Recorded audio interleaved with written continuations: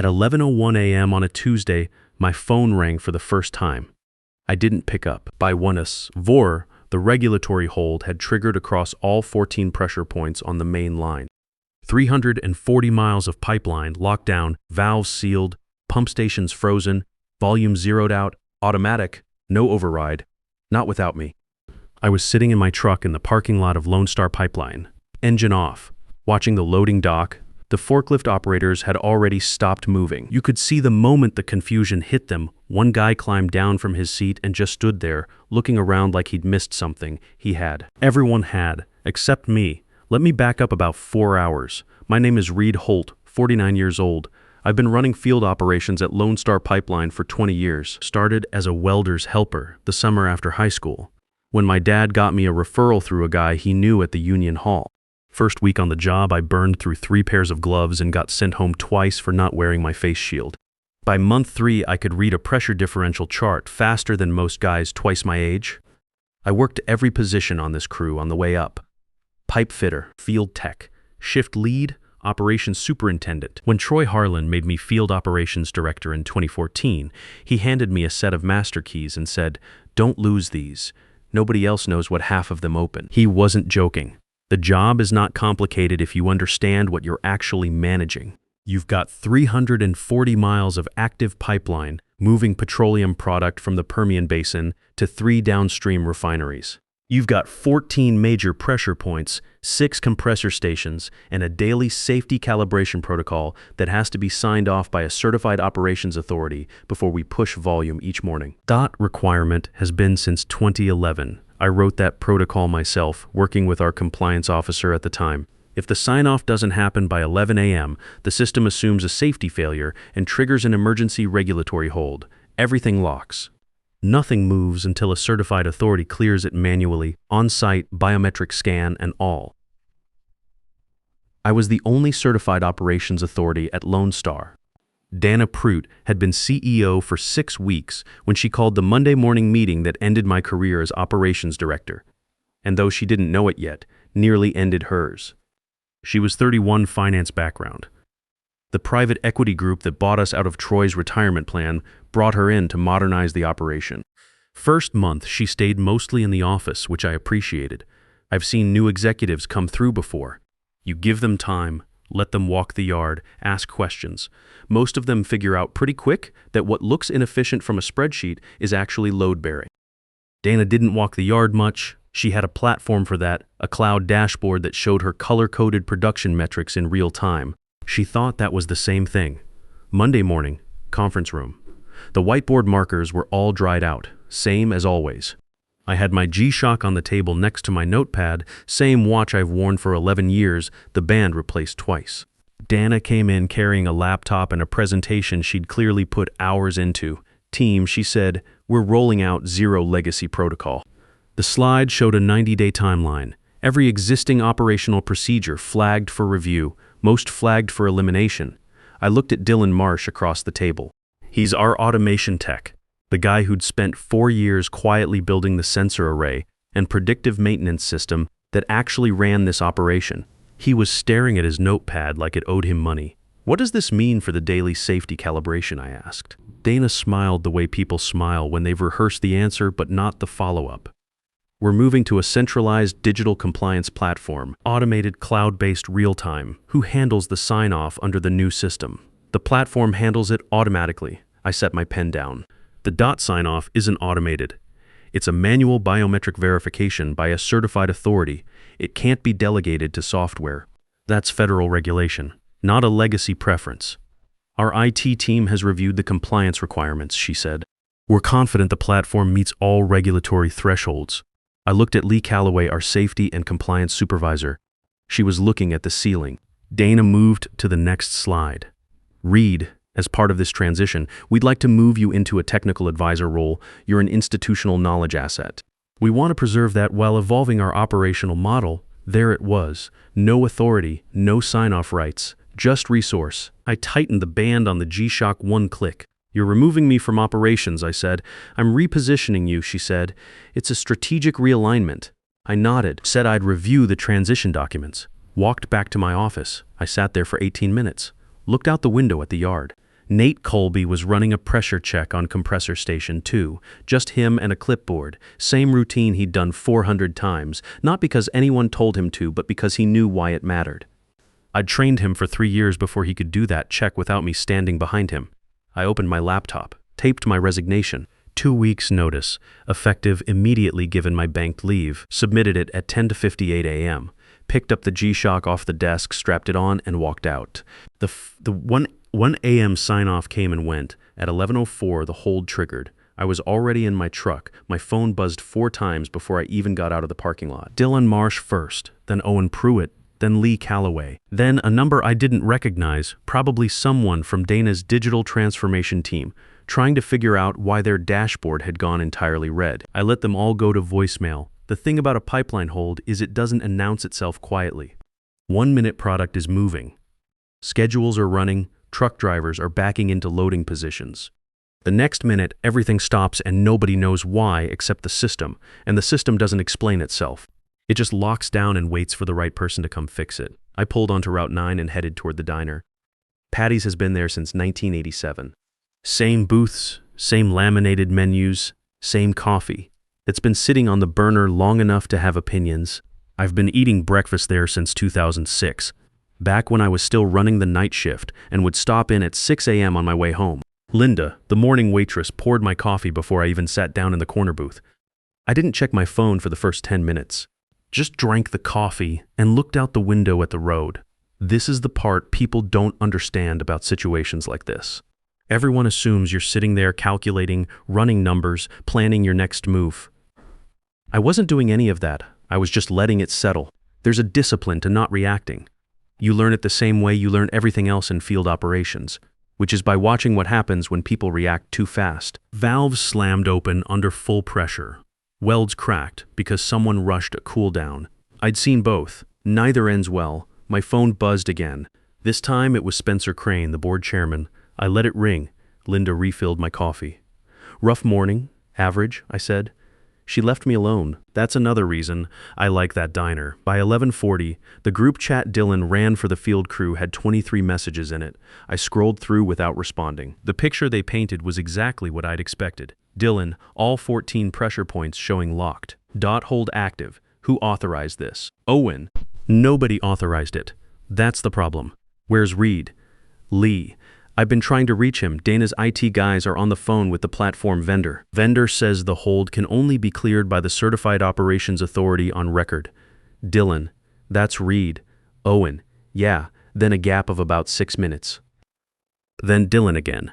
Dana just asked me if I can rewrite the authorization protocol to bypass the biometric requirement. I told her no.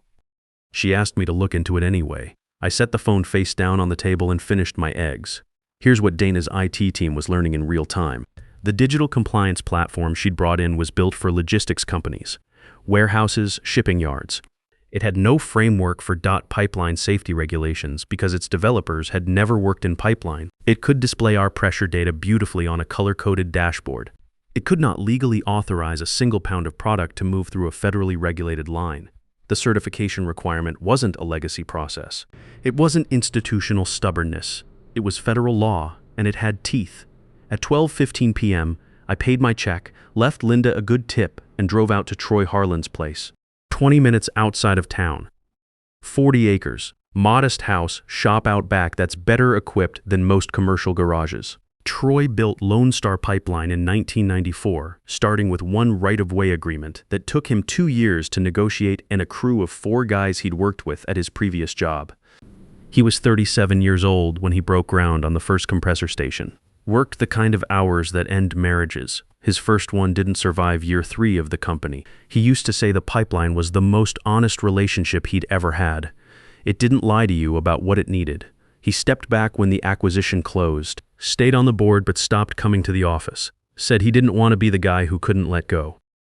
I respected that even when I disagreed with some of what the new ownership was doing. I found him in the shop, replacing brake lines on a '79 Ford pickup he'd been restoring for 2 years. He rolled out from under it when he heard my boots on the concrete floor, took one look at me, didn't say anything for a moment. "How long has the line been down?" he asked. "Going on 2 hours. He sat up and wiped his hands on a shop rag. He has a way of processing bad news that I've always admired. No visible reaction, just a kind of stillness while he runs the numbers internally. Then he acts. "Walk me through it," he said. I told him everything. The meeting. Zero legacy protocol, the technical advisor reassignment, my resignation at 10 to 58. He listened without interrupting, which is rare for anyone, and especially rare for a man who built a company from scratch and has opinions about everything. When I finished, he was quiet for about 10 seconds. "She moved you to advisor before confirming who holds the DOT certification," he said. "Correct. And her IT people can't override the hold, correct?" He nodded slowly. "Set the shop rag on the workbench. You eat? Stopped at Patty's. Good." He walked to the side table, where he keeps a bottle of George Dickel and 2 glasses, poured both without asking, slid one across to me. We stood there for a minute, not saying much. Through the open shop door, you could see the flat land stretching out toward the horizon, dry grass, fence posts, a water tower in the distance with the name of a town painted on it that was smaller every decade. Then Troy's landline rang. He keeps an old rotary phone mounted to the shop wall because cell service on the property is unreliable and he doesn't trust cordless. He picked up on the 3rd ring, Phillips. He stopped. Then, "Slow down, Spencer. Start over." I could hear Crane's voice from where I was standing. He wasn't calm. Troy listened for about 30 seconds, then held the receiver away from his ear and looked at me with an expression I'd seen before, the one that meant things were about to get straightforward. "It's Spencer," he said. "Board's been trying to reach you." "I know." He handed me the phone. "Read." Spencer Crane's voice was tight. "We have a situation." "I know what the situation is," I said. "You've got 340 miles of locked pipeline and no one on site who can clear it. We need you to come back in and authorize the release. We can work out the employment details later." "No." A pause. "Excuse me. We work out the details now." On this call, or the line stays down. Another pause, longer. I could hear background noise on his end, voices, someone typing fast, a chair scraping. The board was together somewhere. Probably the conference room at the main office, staring at the same red dashboard. Dana's team had been staring at all morning. "Read, be reasonable. Every hour this continues costs $28,000. I know, so let's not waste time." Troy was leaning against the workbench with his arms crossed, watching me, not interfering, just present. "What do you want?" Spencer asked. "Senior VP of Operations, full certification authority over the field side. Nobody in my chain without field credentials. That's a significant title change from where you were. Dana Pritt reassigned me this morning without board approval. I'm not negotiating from that position. I'm negotiating from where I was before she walked into that conference room." Silence on the line. Then muffled conversation. Spencer had covered the receiver with his hand. I waited. Troy poured himself another small pour of George Dickel and didn't offer commentary. Spencer came back. "We can discuss a title adjustment." "What else?" "Salary. 155,000 base, plus equity participation in the next 2 performance cycles." "Read, that's nearly double your current." "Spencer," I kept my voice flat. "You're at $56,000 in downtime since this call started. You want to negotiate my salary, or do you want to get the line moving?" More muffled discussion. I heard another voice on their end, someone I didn't recognize, probably a lawyer or an HR director they'd pulled into the room. The kind of people who show up when a situation has already gotten away from the people who were supposed to manage it. Spencer came back, and his voice had changed. Less negotiation tone, more damage control tone. "We can work with $155,000, but we need you back on site within the hour." "I'm not done. My team. Everyone. Dana removed or reassigned from field operations goes back to their original positions. 15% raises across the board. Those are the people who know how to run that pipeline. You lose them, you've got the same problem 6 months from now, even after I'm back. This isn't just about today." A longer silence this time, long enough that I started to wonder if they were going to push back hard, which would have been fine. I had time. Then a new voice came on. One of the other board members, a man named Gerald Foss, who I'd met once at an annual review. He had the voice of someone who'd spent a long career making unpleasant decisions and had stopped finding it interesting. "Mr. Holt," he said, "I want to be direct with you. What you're doing right now, withholding operational authorization as a negotiating tactic, could be characterized as a breach of your duty of care to this company. We have lawyers who would argue that point." Troy raised an eyebrow at me. I let Foss finish. "I submitted my resignation at 10 to 58 this morning," I said. before the hold triggered. I'm not an employee of Lone Star Pipeline. I'm a private citizen standing in a man's shop in the county. I have no duty of care to negotiate. Silence. What I'm offering, I continued, is to come back under terms that make sense. You can accept those terms, or you can spend the next 48 hours trying to find another DOT-certified operations authority who understands 20 years of custom system modifications on a pipeline they've never walked. Your call. Foss didn't respond. I heard him say something to Spencer, away from the phone. Troy was almost smiling. Spencer came back. Dana Pruitt. What's her role in this going forward? That's your decision, I said. I'm not asking you to fire her. I'm asking that she has no operational authority over the field side. Marketing, investor relations, strategic partnerships. She's sharp. She'll find her footing somewhere that doesn't involve pipeline certification requirements. She's not going to like that. Probably not. But she'll like it better than what happens to her professional reputation if this pipeline stays down long enough to make the news. That landed. I could tell by the speed of what came next. Give us 10 minutes, Spencer said. You've got 8. Clock's running. I handed the phone back to Troy. He set it on the workbench without hanging up, left the line open so they knew we weren't going anywhere. My phone buzzed. Cal, my son, 22 years old, first month on the job, as a pipeline inspector trainee with a contractor in Midland. He'd have seen the DOT hold notification in his training system and recognized the Lone Star identifier.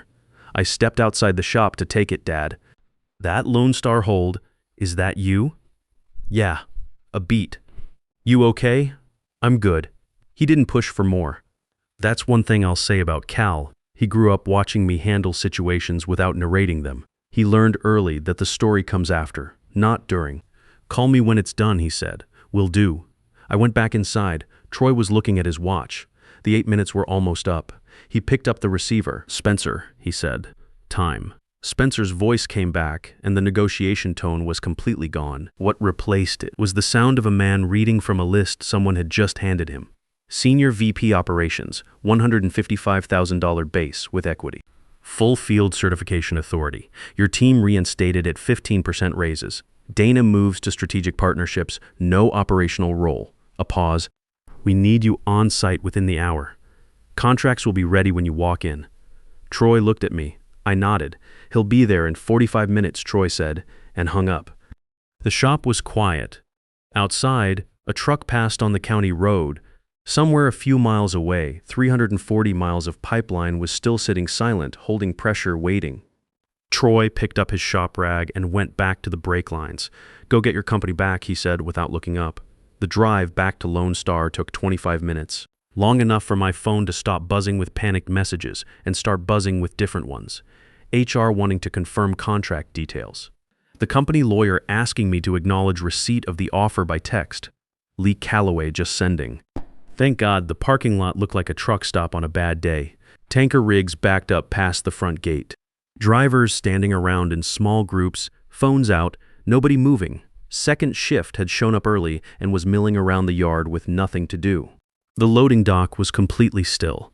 I walked through the main entrance and didn't stop at the front desk. Spencer Crane met me in the hallway outside the conference room, folder in hand, 2 board members behind him. He looked like a man who had aged noticeably since breakfast. Contracts are signed, he said, handing me the folder. Welcome back, Reed, Senior VP Operations. I opened it and scanned the terms. Everything was there. $155,000 base. Equity in the next 2 performance cycles. Full field certification authority. My team reinstated with 15% raises across the board. Dana Pruitt transitioning to strategic partnerships, no operational role. I closed the folder. I need the conference room, I said. Just me and Dana. Crane nodded and cleared the hallway. Dana was at the far end of the conference table. Her digital transformation team was gone, just her, a laptop, and a legal pad with a lot of writing on it. She looked like she'd been running hard since 11 a.m. and had finally stopped. Hair not quite right, coffee stain on her sleeve she probably hadn't noticed. She looked up when I came in. I sat down across from her, didn't open with anything sharp. There wasn't a point to it. Here's what you didn't know this morning, I said. The smart systems you wanted, sensors on every major valve, predictive maintenance flags, real-time pressure monitoring, we already have all of it. Dylan Marsh built it over 4 years. It's better than anything your platform was going to give you. She looked at me, processing. The difference is it was built by someone who knows what this pipeline actually does. What a 2 psi variance at Station 7 means versus the same variance at Station 12. That's not in any manual. You can't migrate that to a cloud dashboard. It lives in the people who've been here. I didn't know any of that existed, she said. Because you didn't ask. You came in with a solution and looked for problems to fit it. She didn't argue. That was something. Strategic partnerships is a real job, I said. You're good with people. You're good with narrative. Go tell the story of what this company actually does. That's genuinely useful. But the field side runs the way it runs because of decisions made over 20 years by people who understood the consequences of getting it wrong. That's not legacy thinking. That's load-bearing. She nodded slowly. I hear you. I stood up. Then we're good. I walked to the operations terminal on the wall and placed my thumb on the biometric scanner. Authorization accepted. The system status screen came up. All 14 pressure points holding within tolerance. The line had been static for just over 5 hours, well inside safe parameters. No equipment stress, no integrity issues.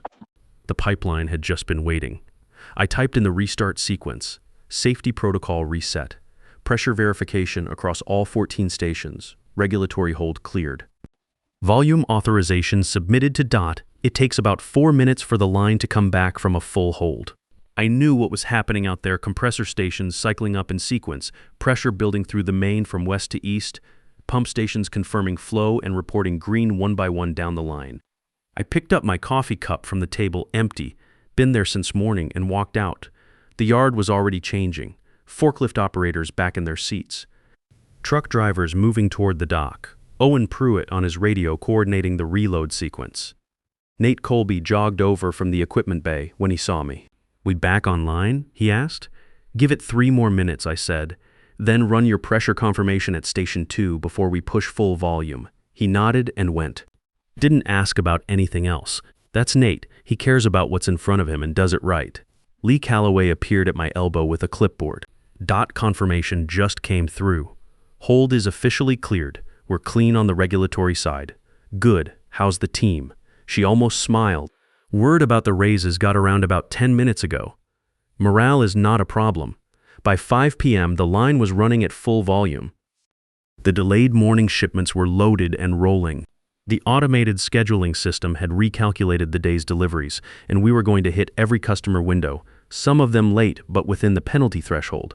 Total downtime, 5 hours, 22 minutes. Total throughput loss, $150,160 less in cost, higher than my annual salary, cheaper than doing it again. 6 months later, Lone Star posted its strongest quarterly numbers since Troy founded the place. The apprenticeship program I put together was running 11 active pairs. Experienced hands matched with newer certifications coming up through the ranks. Cal's crew from Midland rotated through for a 2-week field orientation in month 4. I didn't go easy on them because one of them was my kid. If anything, Nate ran that group harder than usual, and I didn't tell him to stop. Dana found her footing in strategic partnerships. Stopped trying to fix the field, started listening to it. She landed us a long-term supply agreement with a refinery out of Corpus Christi by telling our reliability story better than I ever could have. Numbers help. Narrative helps more sometimes. On a Wednesday morning in November, I was walking the line at Station 4 with Dylan when my phone buzzed. Cal, a photo from his site, his crew's first fully independent inspection run, no supervisor on site, paperwork clean, sign-offs complete, no caption, didn't need one. I put the phone back in my pocket and kept walking. The pipeline makes a specific sound when everything is right, steady, no flutter, no vibration spikes. After 20 years, I rate it without thinking about it. That morning, it sounded exactly right. At the end of the day, that's what the job has always been. Not the title on the door, not the salary number, not who won the argument in the conference room. Just the line running clean, the crew doing their work, and the product moving the way it's supposed to. You can't automate that, you can't download it either. Trust me, they tried, because the most expensive thing a company can do is confuse the map for the territory, and the people who actually walk the ground are never as replaceable as the spreadsheet says they are.